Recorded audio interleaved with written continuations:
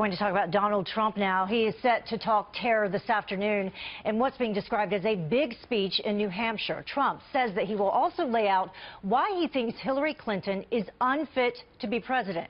This morning on Fox and Friends, he connected the former Secretary of State with the president for their refusal to call the Orlando attack radical Islamic terror. You need something so much different than her. She's just following his exact line. She won't utter the words either radical Islam. She won't even utter the words. He won't utter the words. Unless you know the words and unless you know what's going on, you're never going to solve the problem. John Roberts is live for us in New Hampshire, where Trump will speak later today. John? Heather, good morning to you. We should point out that in an interview on another network this morning, when asked directly about it, Hillary Clinton did say that she would be happy to call it radical jihadism or radical Islamism. She doesn't seem to think that there's much difference between the two, though she only said that she would be happy to call it that. She didn't actually call it that herself.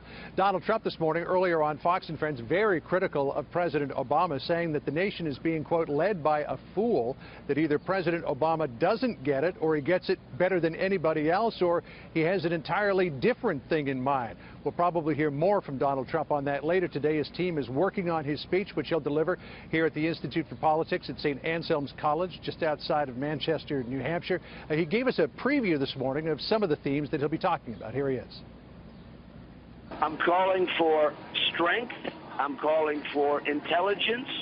I'm calling, and one of the things we really have to focus on is our intelligence community. Hillary Clinton, meantime, said that Donald Trump just can't stop from name-calling and that what we need to do is get out of this partisan moment and try to achieve some statesmanship here, at least in these early hours in the aftermath of what happened there in Orlando yesterday morning. Heather? John, so he's not backing down on his call to ban Muslims? No, he's not. He says the nation has to get smart or this is only going to get worse. And even though Omar Mateen was born and raised in the United States, he again reiterated his call today for a ban on all Muslims entering the country from Syria and other countries, though he didn't specify which countries those others were, likening the whole situation to ancient Greek mythology. Here he is again. I'm talking about people coming in from Syria where we have no idea who they are. We have no idea as to paperwork, as to where they came from. This could be the all-time great Trojan horse. Donald Trump has made some adjustments to his schedule today. He was supposed to have a rally this evening in Portsmouth after his speech here in Manchester. He has canceled that, though, as we understand it, Heather, at this point, the rest of his campaign schedule, beginning with Greensboro, North Carolina tomorrow, and then continuing through the rest of the week, is still on track. Heather?